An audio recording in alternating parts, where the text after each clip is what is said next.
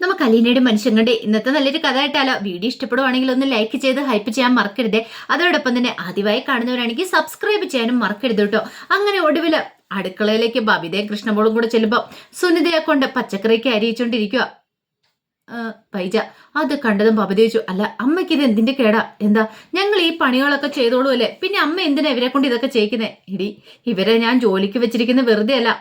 കൃഷ്ണമോള് പറഞ്ഞു, അമ്മേ ഞങ്ങൾ ഈ പണികളൊക്കെ ചെയ്യുന്നതല്ലേ, ഇത്ര ദിവസം അങ്ങനെയായിരുന്നല്ലോ, ഇവിടെ ഒരു ജോലിക്കാരുടെ പോലും ആവശ്യം ശരിക്കും ഉണ്ടായിരുന്നില്ല. ബബിത പറഞ്ഞു, അതെ അലിയനി ചേച്ചി ഞങ്ങളെ എല്ലാം പഠിപ്പിച്ചിട്ടുണ്ടായിരുന്നു, പിന്നെ അവളുടെയൊക്കെ ഒരു അലിയനി ചേച്ചി വന്നിരിക്കുന്നു, ഇനി അവളുടെ ടൈം ടേബിളും കാര്യങ്ങളൊന്നും ഇവിടെ വേണ്ട. അല്ല നിനക്കൊന്നും പഠിക്കാനൊന്നും ഇല്ലേ? നിനക്കൊക്കെ പഠിക്കണ്ടേ? അടുക്കള കയറി ഇങ്ങനെ ജോലിയും ചെയ്ത് നടന്നാൽ മതിയോ? ബബിത പറഞ്ഞു, ഞങ്ങൾ പഠിക്കുന്നൊക്കെ ഉണ്ടായിരുന്നു, അതൊക്കെ ഞങ്ങൾക്ക് എങ്ങനെ പഠിക്കണമെന്ന് ഞങ്ങൾക്കറിയാം. അറിയാം, അവളുടെ ടൈം ടേബിൾ അനുസരിച്ചായിരിക്കും കാര്യങ്ങളൊക്കെ പോയിക്കൊണ്ടിരുന്നത്. അലീന എന്ന് പറയുന്നവളുടെ ഇനി അതിവിടെ വേണ്ട, എന്ത് ചെയ്യണമെന്ന് ഞാൻ തീരുമാനിക്കും. പറഞ്ഞത് കേട്ടല്ലോ. അപ്പോഴേക്കും ബബിത പറഞ്ഞു, അമ്മ ഇവിടെ ഇല്ലായിരുന്ന സമയത്ത് ഞങ്ങളായിരുന്നു എല്ലാം ചെയ്തോണ്ടിരുന്നേ. ഞാനിവിടെ ഇല്ലായിരുന്ന സമയത്ത് എടി നീയൊക്കെ എന്നാ ഇത്രയൊക്കെ വലുതായത്? നീയൊക്കെ കുഞ്ഞായിരുന്ന സമയത്തെ ജോലിക്കാരൊന്നും ഇല്ലായിരുന്ന സമയത്ത് നിന്റെയൊക്കെ അപ്പയും മൂത്രം കോരി ഈ വീട്ടുകാര്യങ്ങളും നോക്കിക്കൊണ്ടിരുന്ന ആളാ ഞാൻ. എന്നിട്ട് എന്നെ കൂടുതൽ പഠിപ്പിക്കാൻ വരണ്ട. പറഞ്ഞു കേട്ടല്ലോ. നീ പറയുന്നതൊക്കെ ഞാൻ അനുസരിക്കണമെങ്കിൽ അത് നിന്റെയൊക്കെ ചെലവ് ഞാൻ കഴിയണ സമയത്ത്. ഇപ്പൊ ഞാൻ പറയുന്ന കൂടെ അനുസരിച്ചാൽ മതി. കൂടുതൽ ചോദ്യം ന്യായം വർത്താനൊന്നും എന്നോട് വേണ്ട. അത് കേട്ടപ്പോ ബബിതയ്ക്ക് ദേഷ്യമായി. ബബിത പറഞ്ഞു, അല്ലെങ്കിലും ഈ അമ്മയോട് പറഞ്ഞിട്ടൊന്നും ഒരു കാര്യമില്ല. എത്ര പറഞ്ഞാലും തലരിക്ക് കയറത്തില്ല. ഇല്ലടി, നീയൊക്കെ നിന്റെ പണി എന്താന്ന് വെച്ചാൽ പോയി നോക്ക്. ഇവിടുത്തെ കാര്യങ്ങളൊക്കെ നോക്കാനായിട്ട് എനിക്കറിയാം. അത് കേട്ടപ്പോൾ ബബിതയ്ക്ക് പണ്ട് ദേഷ്യം കൂടുതലാണല്ലോ. ബബിത ദേഷ്യപ്പെട്ട് വൈജയന്തി ഒന്ന് നോക്കിയിട്ട് ഇറങ്ങിപ്പോകാൻ തുടങ്ങിയപ്പോഴത്തേനും വൈജയന്തി പറഞ്ഞു, മര്യാദയ്ക്ക് ഞാൻ പറയുന്ന അനുസരിച്ചോണം, അല്ലെങ്കിൽ നിന്റെയൊക്കെ കാരണം ഒടിച്ച് ഞാൻ പൊട്ടിക്കുമെന്ന് പറഞ്ഞു. സഹിക്കാൻ പറ്റിയില്ല ബബിതയ്ക്ക്. ബബിത ദേഷ്യത്തോടെ അങ്ങോട്ട് പോയി. കൃഷ്ണമോൾ എന്ത് ചെയ്യണമെന്നറിയില്ലാതെ ഇങ്ങനെ നിൽക്കുകയാണ്. അപ്പോഴേക്കും വൈജ ജോലിക്കാരോട് പറഞ്ഞു, അതെ ഇന്ന് കൂടുതലായിട്ടൊന്നും ഉണ്ടാക്കണ്ട, ഒരു സാമ്പാറും ഒരു തോരനും ഒരു മുട്ട ചിക്കിയതും കൂടെ മതി. പറഞ്ഞത് കേട്ടല്ലോ. അത്രേ ഉള്ളൂ കൊച്ചമ്മയെന്ന് പറഞ്ഞു. പിന്നെ ഒരു കാര്യം, ഇവിടെ നടക്കുന്ന കാര്യങ്ങളൊക്കെ നീ വേറെടുത്തും പോയി വിളമ്പാൻ പോണ്ട. അയ്യോ കൊച്ചമ്മ, വേറെ വീട്ടിൽ പോയി നോക്ക്, ഞാൻ അങ്ങനെ ആരോടും ഒന്നും പറയാറില്ല. അതെ എനിക്ക് നിന്റെ സ്വഭാവ സർട്ടിഫിക്കറ്റ് ഒന്നും എടുക്കേണ്ട കാര്യമില്ല. പറഞ്ഞത് കേട്ടല്ലോ. അതും പറഞ്ഞ് ദേഷ്യത്തോടെ അടുക്കളയിൽ അങ്ങോട്ട് ഇറങ്ങുമ്പോഴത്തേന് കൃഷ്ണമോള് വന്നിട്ട് പറഞ്ഞു, അമ്മേ എന്തിനാ അവരിവിടെ പിടിച്ചെടുത്തിരിക്കുന്നത്? അവരെ പറഞ്ഞു വിടാൻ പോലെ ഞങ്ങൾ തന്നെ ജോലികളൊക്കെ ചെയ്യുന്നുണ്ടല്ലോ. എടി നിന്റെയൊക്കെ ജോലി മതി, നിനക്കൊന്നും പഠിക്കാൻ സമയം തികയത്തില്ല. എൻ്റെ അമ്മേ ഞങ്ങൾ പഠനവും കാര്യങ്ങളൊക്കെ നല്ല ഭംഗിക്ക് തന്നെ കൊണ്ടുപോകുന്നുണ്ട്. മുമ്പത്തെക്കാളും കൂടുതലായിട്ട് ഇപ്പം ഞങ്ങൾ പഠിക്കുന്നുണ്ട്. അതെനിക്കറിയാം. ഇത്രയും കൂടെ സമയം പഠിക്കാൻ കൂടുതൽ കിട്ടിയിട്ടുണ്ടെങ്കിൽ എന്താടി? അതുകൊണ്ട് ഞാനൊരു ജോലിക്കാരെ നിർത്തിയിരിക്കുന്നത്. അമ്മ അതിൻ്റെ ആവശ്യമൊന്നുമില്ല. ഞാനും ബബിതേച്ചിയും രോഹിത്തേണ്ടും എല്ലാവരും കൂടെ ചേർന്ന് അടുക്കളയിൽ ചെന്ന് നന്നായിട്ട് ജോലി ചെയ്യൂന്ന് പറഞ്ഞു. പിന്നെ ആ രോഹിത്തിനെയൊക്കെ വിളിച്ചു കയറ്റി ജോലി ചെയ്യിക്കാൻ നിനക്കൊക്കെ നാണമില്ലേ? അതെന്തമ്മ അങ്ങനെ പറഞ്ഞേ?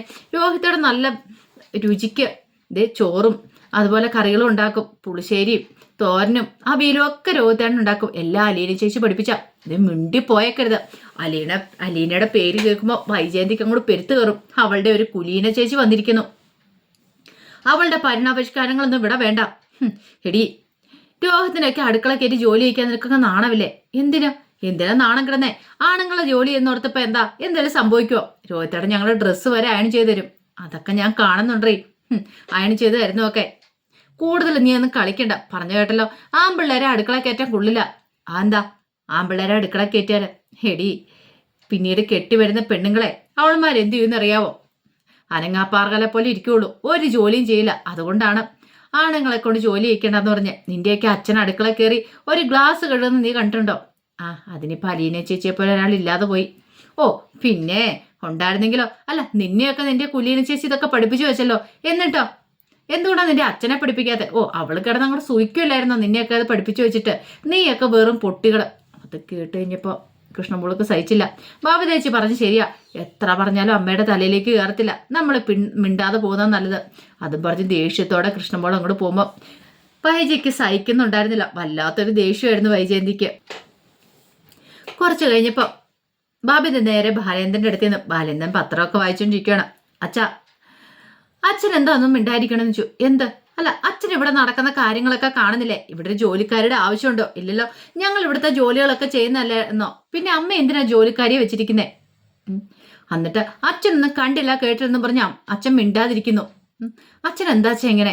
അത് കേട്ടതും ബാലേന്ദ്രൻ ചോദിച്ചു, ഞാൻ എന്താ പറയണ്ടേ? നിങ്ങൾ അടുക്കള കയറി ജോലി ചെയ്യണമെന്നാണോ അതോ ഇനിയിപ്പോൾ ആ വേലക്കാരനെ പിടിച്ചുവിടാൻ പറയണോ? എന്താ കാര്യം എന്താന്ന് ചോദിച്ചു. അല്ലച്ചാ, മുമ്പ് അച്ഛൻ ഇങ്ങനെയൊന്നും ആയിരുന്നില്ലല്ലോ. അമ്മ എന്ത് ചെയ്താലും അച്ഛൻ കണ്ണടച്ച് വിടും, അല്ലെങ്കിൽ എന്തെങ്കിലുമൊക്കെ പറയുകയും ചെയ്യും. പക്ഷെ ഇപ്പോഴും അച്ഛൻ അങ്ങനെയൊന്നും അല്ല. അച്ഛനും മൊത്തത്തിൽ ടോട്ടലി ചേഞ്ചാണ്.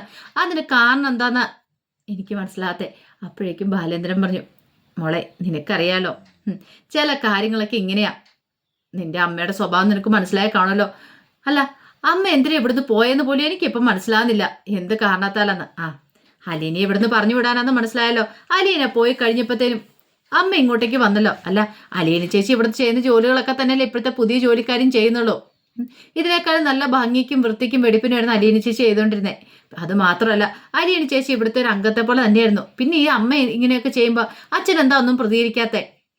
മോളെ, അങ്ങനെ പ്രതികരിക്കാൻ പോയിട്ടുണ്ടെങ്കിൽ അതിനോ നമുക്ക് സമയം കാണുള്ളൂ. ചില കാര്യങ്ങളൊക്കെ നമ്മൾ കണ്ണടച്ച് വരണം. ചിലപ്പോൾ നമുക്കൊന്നും മിണ്ടാൻ പറ്റാത്തൊരവസ്ഥയിൽ നമ്മൾ വാ മൂടിക്കെട്ടി നിൽക്കേണ്ടതായിട്ട് കാര്യങ്ങളൊക്കെ വരും. അതുകൊണ്ടൊക്കെയാ ചിലപ്പം പൊട്ടിത്തെറിച്ചെന്നും വരും.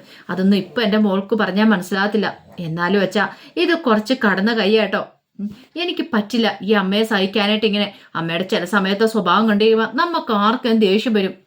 അലീന ചേച്ചി ഉണ്ടായിരുന്ന സമയത്ത് എന്ത് രസമായിരുന്നു. സാരമില്ല, പോട്ടെ മോളെ. ഇനിയിപ്പോൾ അതിനെക്കുറിച്ചൊന്നും ഓർത്ത് വിഷമിക്കണ്ട. അച്ഛൻ ഇത് പറയാം, ഞങ്ങളുടെ വിഷമം ഞങ്ങൾക്കല്ലേ അറിയത്തുള്ളൂ.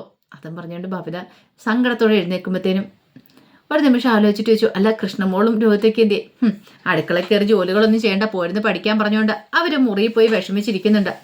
എങ്കിൽ ഒരു കാര്യം ചെയ്യാം, നമുക്ക് അവരും കൂടെ കൂട്ടിക്കൊണ്ട് പുറത്തൊരു ഔട്ടിങ്ങിന് പോവാം. പുറത്തുനിന്ന് ഫുഡൊക്കെ കഴിച്ച്. സത്യമാണോ അച്ഛാ പറയണേ? പിന്നെ അല്ലാതെ നിങ്ങൾ പോയി റെഡിയായിട്ട് പോവാം. അങ്ങനെ ബബിത അങ്ങോട്ട് പോകാൻ തുടങ്ങിയപ്പോഴത്തേനും ബാലേന്ദ്രൻ പറഞ്ഞു, അതെ ഇനിയിപ്പം നിങ്ങളുടെ അമ്മ എന്തേലും നിങ്ങളോട് പറയുകയാണെങ്കിൽ ഒരു കാര്യം മാത്രം ചെയ്താൽ മതി. അലീന ചെയ്യുന്ന പോലെ. അലീനയോട് ഇങ്ങനെ അവൾ ദേഷ്യപ്പെട്ട് കഴിയുമ്പോഴത്തേനും അലീന എന്താ ചെയ്യുന്നറിയാവോ? ഒന്നും മിണ്ടാതെ കേട്ടോണ്ടിരിക്കും. എന്നിട്ടൊരു ചിരിയൊക്കെ ചിരിച്ചിട്ട് അങ്ങോട്ട് പോകും. അതായിരുന്നു വൈജിക്കുള്ള മറുപടി. അതുപോലെ നിങ്ങളൊന്ന് ചെയ്തു നോക്ക്, ചിലപ്പോൾ വല്ല മാറ്റം ഉണ്ടായാലോ. ശരി അച്ഛാന്നും പറഞ്ഞുകൊണ്ട് ഭവിത റെഡിയാവാനായിട്ട് പോയി. കുറച്ച് കഴിഞ്ഞപ്പോഴത്തേനും ജോലിക്കാർ വന്നിട്ട് വൈജിയോട് പറഞ്ഞു, അതേ കൊച്ചമ്മേ, ആഹാരമൊക്കെ റെഡിയായെന്ന് പറഞ്ഞു. എല്ലാം ടേബിളിലേക്ക് എടുത്ത് വെക്കുക, ഞാൻ അവരെ വിളിക്കാമെന്ന് പറഞ്ഞു. അങ്ങനെ വൈജയന്തി ബബിതയൊക്കെ വിളിക്കാണ്ട് ഒരുങ്ങുമ്പോഴത്തേനാണ് ബബിതയും കൃഷ്ണമോളും കൂടെ റെഡിയായിട്ട് ഇങ്ങോട്ട് വരുന്നത്. രോഹിത്തും കൂടെ ഇറങ്ങി വന്നു. ബാലേന്ദ്രനും വരുവാണ്. അല്ല, നിങ്ങളിത് എങ്ങോട്ടാന്ന് ചോദിച്ചു. ഇതേ ഊണ് റെഡിയായിട്ടുണ്ട്, കഴിക്കുന്നില്ലേന്ന് ചോദിച്ചു. അതെ, അച്ഛൻ ഞങ്ങൾക്ക് പുറത്തുനിന്ന് ബിരിയാണി മേടിച്ച് തരാമെന്ന് പറഞ്ഞു, അതുകൊണ്ട് പുറത്തേക്ക് പോകാമെന്ന് പറഞ്ഞു. ബിരിയാണിയോ ഈ സമയത്തോ? ഈ ഉച്ച സമയത്ത് ഇവിടെ ചോറുണ്ടാക്കിയിട്ടുണ്ടല്ലോ, പിന്നെ നീയൊക്കെ എന്തിനാ പുറത്തേക്ക് പോണെന്ന് ചോദിച്ചു. അതല്ലേ പറഞ്ഞേ, പഞ്ചാബി ഹൗസിൽ നിന്ന് ബിരിയാണി മേടിച്ചു തരാമെന്ന് പറഞ്ഞത്. അപ്പൊ പിന്നെ അവിടെ പോയി ബിരിയാണി കഴിക്കണ്ടേ? രോഹിത്തിനെ നോക്കിയിട്ട് വൈജയന്തി ചോദിച്ചു, അല്ല നിനക്കും ബിരിയാണി കഴിക്കാൻ കൊതിയാണോടാ? നീ ഇടയ്ക്കിടയ്ക്ക് പോയി കഴിക്കാറുള്ളല്ലേ? അതെ, എനിക്ക് ബിരിയാണി വേണ്ട, ഞാൻ കുഴിമന്തി കഴിച്ചോളാന്ന് പറഞ്ഞു. അപ്പോഴേക്കും വൈജയ്ക്ക് ദേഷ്യമായി. വൈജ പറഞ്ഞു, എടി ഇവിടെ ഉണ്ടാക്കി വെച്ചേക്കുന്ന ഈ ആഹാരമൊക്കെ പിന്നെ ആർക്ക് കഴിക്കാനുള്ളതാ? ഇതെല്ലാം വേസ്റ്റ് ആകത്തില്ലേ? കൃഷ്ണമോള് പറഞ്ഞു, അത് വേസ്റ്റ് ആകത്തില്ല, ഫ്രിഡ്ജിലേക്ക് എടുത്തു വെച്ചാൽ മതി, പിന്നെ നമുക്ക് കഴിക്കാലോ. പിന്നെ കഴിക്കാലോന്ന്. എന്നാലും നിനക്കൊന്നും കഴിക്കാൻ പോകാതിരിക്കാൻ പറ്റില്ലല്ലേ? നീയൊക്കെ എന്ന് തുടങ്ങിയിട്ട് ഈ ശീലങ്ങളും കാര്യങ്ങളൊക്കെ. അപ്പോഴേക്കും ഭവിത പറഞ്ഞു, അതെ അച്ഛൻ ഞങ്ങളെ പുറത്ത് കൊണ്ടാന്ന് പറഞ്ഞു, ഔട്ടിങ്ങിന് കൊണ്ടാന്ന് പറഞ്ഞു. പിന്നെ ഞങ്ങൾ എന്തിനാ വെറുതെ ഇരിക്കുന്നത്? അല്ലേ അച്ഛാ, ശരിയല്ലേന്ന് ചോദിച്ചു. അത് കേട്ടപ്പോൾ ബാലേന്ദ്രൻ പറഞ്ഞു, അതെ ഇന്ന് നിങ്ങൾ വരുന്നുണ്ടോ? അയ്യോ ഉണ്ടച്ചാ. അല്ലെങ്കിൽ പിന്നെ അടുത്ത വർഷം സെപ്റ്റംബർ 18 ആവും ഇനിയിപ്പോൾ പുറത്ത് കൊണ്ടുപോകാനായിട്ട്. വരും വരും, ഞങ്ങളിപ്പോൾ തന്നെ വരുവാ. എങ്കിൽ വാ. അല്ല നീക്ക് ഫുഡ് കഴിച്ചിട്ട് ഷോപ്പിങ്ങിന് പോകണമെന്ന് പറഞ്ഞില്ലേ? പോണോ അച്ഛാ? കൃഷ്ണമോള് സന്തോഷത്തോടെ പറഞ്ഞു. എങ്കിൽ പിന്നെ ഒരു മാറ്റിനെയും കൂടെ കണ്ടിട്ട് വരാം. അപ്പോഴേക്കും രോഹിത്ത് പറഞ്ഞു, മാറ്റിന് ഇപ്പം തന്നെ സമയം എന്നായെന്ന് ഓർത്തോണ്ടാ. അതെ, അത് കഴിഞ്ഞിട്ട് 3 മണിക്കത്തെ ഷോയോ ഉള്ളെന്ന് പറഞ്ഞു. ഞാനുണ്ടായിരുന്ന സമയത്ത് മാറ്റിനെയൊക്കെ ആയിരുന്നു, അങ്ങനെയൊക്കെ ആയിരുന്നു പറഞ്ഞു. എങ്കിൽ ശരി, നമുക്ക് ഇറങ്ങിയേക്കാന്ന് പറഞ്ഞു. ഇത് കേട്ട് കഴിഞ്ഞപ്പോൾ വൈജയന്തി പറഞ്ഞു, അല്ല ബാലേന്ദ്രൻ എന്തു ഭാവിച്ച? എന്നെ തോൽപ്പിക്കാൻ വേണ്ടിയിട്ടായിരിക്കൂലേ? എനിക്ക് മനസ്സിലായി, എന്നെ തോൽപ്പിക്കാന്നുള്ള വിചാരത്തോട് കൂടിയിട്ടായിരിക്കുമെന്ന്. അത് കേട്ടപ്പോൾ ബാലേന്ദ്രൻ മൈൻഡ് ചെയ്യാതെ കുട്ടികളോട് പറഞ്ഞു, നിങ്ങൾ വരുന്നുണ്ടേ വരാൻ പറഞ്ഞു. ഞങ്ങൾ വരുവാന്ന് പറഞ്ഞു. അങ്ങനെ അവർ 3 പേരും കൂടെ വൈജയന്തി ഒന്ന് നോക്കി ഒന്ന് ചിരിച്ചിട്ട് ബാലേന്ദ്രൻ്റെ പിന്നാലെ അങ്ങോട്ട് പോയി. ഭ്രാന്ത് പിടിക്കുന്ന സമനില തെറ്റുന്ന പോലെ തോന്നി വൈജയന്തിക്ക്. അപ്പോഴേക്കും വേലക്കാരി ചോദിച്ചു, അയ്യോ ഇനിയിപ്പോൾ എന്ത് ചെയ്യും കൊച്ചമ്മ? ആഹാരമൊക്കെ വേസ്റ്റ് ആകത്തില്ലേ? എല്ലാം കൂടെ ഒരു ഫ്രിഡ്ജിനകത്തേക്ക് വെക്കുക. അല്ല, ഫ്രിഡ്ജിനകത്ത് കൊണ്ട് വെച്ചിട്ടുണ്ടെങ്കിൽ പിന്നെ അതെടുത്ത് ചൂടാക്കി കഴിഞ്ഞാലും തണുത്ത് ഒരുമാതിരി ഇരിക്കും. ചൂടാക്കി കഴിഞ്ഞാൽ അതിൻ്റെ ടേസ്റ്റും കാര്യങ്ങളൊക്കെ പോകും. പിന്നെ ഞാൻ എന്ത് ചെയ്യണം, ഇതെല്ലാം കൂടെ എടുത്ത് വിഴുങ്ങണോടിയെന്ന് ചോദിച്ചു. അയ്യോ ഞാൻ വെച്ചോളാന്ന് പറഞ്ഞു. വൈജയന്തി ദേഷ്യപ്പെട്ട് മുറിയിലേക്ക് പോയി കഴിഞ്ഞപ്പോൾ ജോലിക്കാരി എന്ത് ചെയ്തു, അതിനകത്തൊന്ന് കുറച്ചൊക്കെ കൈയിട്ട് വാരി തിന്നിട്ട് അടുക്കളയിലേക്ക് ഒരു മൂളിപ്പാട്ടും പാടി പോവാണ്. അവർക്ക് സന്തോഷമുള്ളൊരു കാര്യമായിരുന്നു. അങ്ങനെ കുറച്ച് കഴിഞ്ഞപ്പോൾ മണിശങ്കർ അലീനയുടെ ഫോണിലേക്ക് വിളിക്കുകയാണ്. ആ മനുവേട്ട എന്തൊക്കെയുണ്ട് വിശേഷങ്ങൾ? സുഖമായിട്ടിരിക്കുന്നത് നീയോ? ഞാൻ സുഖമായിട്ടിരിക്കുന്നു. അല്ല അവിടുത്തെ വിശേഷങ്ങൾ എന്തൊക്കെയുണ്ടെന്ന് പറ. ഇവിടെ എന്ത് വിശേഷങ്ങൾ മനുവേട്ട, ഇവിടെ ഇങ്ങനെ അങ്ങോട്ട് പോകുന്നു. അല്ല എങ്ങനെയാ കാര്യങ്ങൾ? കേരളം നിന്നോട് ഇണങ്ങി തുടങ്ങിയോ? ഇണങ്ങി വരുന്നുള്ളൂ, അത്രയ്ക്കൊന്നും ആയിട്ടില്ല എന്ന് പറഞ്ഞു. ഇവിടെ മൊത്തത്തിലൊരു അഴിച്ചുപണിയുടെ ആവശ്യമുണ്ട്. അതെ ആദ്യം നീ എവിടെ പിടിച്ചു നിൽക്കുക, എന്നിട്ട് മതി അഴിച്ചുപണിയൊക്കെ. അല്ല നിന്റെ പുതിയ ഗാർഡിയൻ എന്ത് പറയണു? എന്ത് പറയാനാ, എപ്പോഴും കുടിയോട് കൂടി. കുടിയോ? അതേന്നെ, മദ്യപാനം മാത്രമേ ഉള്ളൂ. ഇനി ആ ശീലങ്ങളൊക്കെ ഒന്ന് മാറ്റിയെടുക്കണം. അതെ നിന്നെ തുരുത്തി ഓടിക്കും അവസാനം. അങ്ങനെയൊന്നും വരത്തില്ലെന്നേ, പപ്പായ്ക്ക് എന്നെ ഇഷ്ടമൊക്കെയാ. പക്ഷേ മദ്യപാനം കാര്യങ്ങളൊക്കെ അതൊന്നും എനിക്ക് സഹിക്കാൻ പറ്റില്ല, അറിയാലോ.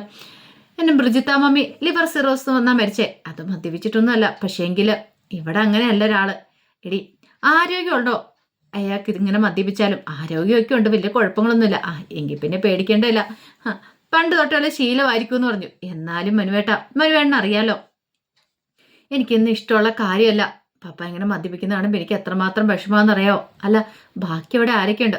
കുറച്ച് ജോലിക്കാരുണ്ട് അടുക്കളയിലുള്ള. ഇവിടെ മൊത്തം ദൂരത്താണ്, അടുക്കള മൊത്തം ധാരാളത്ത കാണിക്കുന്നേ. അവരെന്തൊക്കെയാ കാണിച്ചു കൂട്ടുന്നറിയാവോ? ശരിക്കും പപ്പേനെ അവര് ചതിച്ചുകൊണ്ടിരിക്കുക. അതൊന്നും പറഞ്ഞിട്ടുണ്ടെങ്കിൽ ഇവിടെ ആർക്കും മനസ്സിലാവില്ല. പിന്നെ വല്യപ്പച്ചൻ വന്നിട്ടുണ്ട്. വല്യപ്പച്ചനോ? അതേന്നേ പപ്പയുടെ അച്ഛനാ വന്നിരിക്കുന്നേ. എന്നെ ഇവിടുത്തെ തുരുത്തി ഓടിക്കാൻ വേണ്ടി വന്ന. പക്ഷേ ഇവിടെ വന്ന് ഇനിയിപ്പോൾ പ്ലേറ്റ് മാറ്റി. വല്യപ്പച്ചൻ്റെ ഭാര്യയുടെ അതേ ഷേപ്പായിരുന്നു, അതായത് എൻ്റെ വല്യമ്മച്ചിയുടെ ഷേപ്പായിരുന്നാ പറയണേ. ആണോ? എന്നിട്ടോ? അതുകൊണ്ട് വല്യപ്പച്ചൻ അങ്ങോട്ട് ഫ്ലാറ്റ്. അപ്പം നീ നിന്റെ വല്യപ്പച്ചനെ കയ്യിലെടുത്തല്ലേ? അതേന്നേ ഈ പറയുന്ന വല്യമ്മച്ചി മരിക്കണ സമയത്ത് അങ്ങോട്ട് ഞാൻ ജനിക്കണേന്ന് തോന്നേ. വല്യമ്മച്ചിയുടെ അതേ ഷേപ്പ് രൂപവും മട്ടും ഭാവവും ഒക്കെയാന്ന് വല്യപ്പച്ചൻ പറയണേ. അപ്പം ഇനിയിപ്പം നിനക്ക് അവിടെ പേടിക്കേണ്ട കാര്യമൊന്നുമില്ലല്ലേ? അല്ലേലും പേടിക്കേണ്ട കാര്യമൊന്നുമില്ല മനുവേട്ട. അല്ല മനുവേട്ടൻ എന്തൊക്കെയുണ്ട് വിശേഷം? എനിക്കിവിടെ സുഖം തന്നെയല്ലേ. ഞാനിങ്ങനെ കൈതയ്ക്ക മാളിക വീട്ടിലിങ്ങനെ ഇരിക്കുന്നു. അല്ല അതിപ്പോൾ എന്ത് ചെയ്യാൻ പറ്റും? നിന്നെ കാണണമെന്ന് ആഗ്രഹമൊക്കെ ഉണ്ട്. അത് കേട്ടപ്പം അലീന പറഞ്ഞു ആയിക്കോട്ടെ എങ്കിൽ ശരി, ഇനി നമുക്ക് അടുത്ത കോളിൽ സംസാരിക്കാമെന്ന് പറഞ്ഞു മണിശങ്കർ. അങ്ങനെ കോള് കട്ട് ചെയ്തിട്ട് മണിശങ്കർ കൊടുത്തു. കുളത്തൂപ്പുഴ. കൊള്ളാം, ഒരു ദിവസം ഒന്ന് പോണല്ലോ എന്നൊരു ചിന്തയായിരുന്നു. അങ്ങനെ വൈകുന്നേരം ആയി കഴിഞ്ഞപ്പോൾ ബാലേന്ദ്രൻ കുട്ടികളെയും കൂട്ടി പുറത്തു പോയിട്ട് വീട്ടിലേക്ക് വരുവാണ്. അപ്പോൾ കാറിൽ നിന്ന് ഇറങ്ങുന്നതിന് മുമ്പ് ബാലേന്ദ്രൻ പറഞ്ഞു അറിയാലോ എപ്പോഴും നമുക്കിങ്ങനെ പുറത്തൊന്നും പോയി കഴിക്കാൻ പറ്റുന്ന കാര്യമല്ല. അത് ഞങ്ങൾക്ക് അറിയാച്ചാ. പിന്നെ ഇപ്പോൾ പോയത് എന്തുകൊണ്ടാണെന്നറിയാലോ. നിങ്ങളുടെ മനസ്സിനെ ഒന്ന് ഫ്രഷ് ആക്കാൻ വേണ്ടി മാത്രമാണ്. പിന്നെ നിങ്ങളുടെ അമ്മയുണ്ടല്ലോ ഈ വീട്ടിൽ നിന്ന് പോയതിൻ്റെ കാരണം അറിയാലോ. രോഹിത്ത് പറഞ്ഞു അറിയാമെന്ന് പറഞ്ഞു. പിന്നെ അവരിങ്ങോട്ട് തിരിച്ചു വന്നതിൻ്റെ കാരണം അറിയാലോ. അലീനെ പോയത് കൊണ്ട് ഈ വീട് കൈയടക്കാനായിട്ട്. വെറുതെ അവളുടെ തെറ്റിദ്ധാരണയായിരുന്നു അലീനയാണ് വീട് കൈയടക്കി വെച്ചിരിക്കുന്നതെന്ന്. അപ്പോൾ അത് തിരിച്ചു പിടിച്ചു എന്നൊരു അഹങ്കാരത്തോട് കൂടിയിട്ടാണ് അവൾ വീണ്ടും ഇങ്ങോട്ടേക്ക് വന്നിരിക്കുന്നത്. അപ്പോഴേക്കും ഭവിത പറഞ്ഞു അതും അറിയാച്ചാ. അപ്പം പിന്നെ പറയുന്നതൊക്കെ അനുസരിക്കണം. നോക്കിയും കണ്ടുമൊക്കെ ഞാൻ പറയുന്നതൊക്കെ നിന്നാൽ മതി. അറിയാലോ ഇവിടെ നടക്കുന്ന കാര്യങ്ങളൊക്കെ. ഇപ്പം നിന്റെ അമ്മയ്ക്കൊരു അഹങ്കാരമുണ്ട്, നിങ്ങളുടെയൊക്കെ അമ്മയ്ക്ക്. അലീന ഈ വീട് വിട്ടു പോയി താനെല്ലാം പിടിച്ചെടുത്തെന്നുള്ളൊരു അഹങ്കാരം കാര്യങ്ങളൊക്കെ. അപ്പം എന്നോട് ദേഷ്യം കാണിക്കുകയും ചെയ്യും. ചിലപ്പോൾ നിങ്ങളോടും ദേഷ്യം കാണിച്ചെന്നിരിക്കും. ഞാൻ പറഞ്ഞ പോലെ നിങ്ങളിങ്ങോട്ട് ചെയ്താൽ മതി.